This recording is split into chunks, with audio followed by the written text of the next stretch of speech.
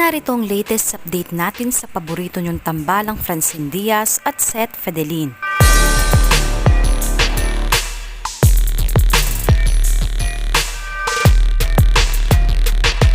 Mukhang BNY Jeans ang bagong endorsement ni Seth Fedelin ngayon na isa sa mga inaabangang ia-anunsyo nila.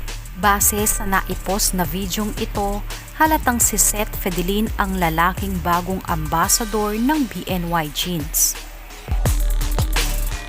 Bumati naman si Francine Diaz sa lahat ng mga Francet titas.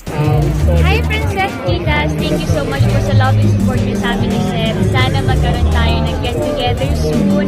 Thank you so much for the love. Mahal na mahal namin kayo ni Seth. Mwah.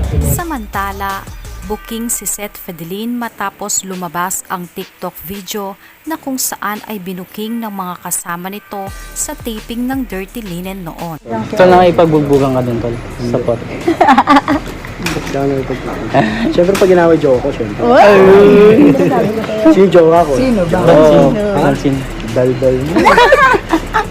Ano namin niya? Kaya nagla-live yan eh. Follow ako. Saan ako naglalay? Wisdom mo, isa-isa. Ang bilis niya ng ano, di ba kanina? Pinicturean agad kayo, tapos na-post agad sa Facebook. Yung kami? Oo, yung fans niya din. Kanina. Di ba bawal pa mag-post kasi may Halatang chismos.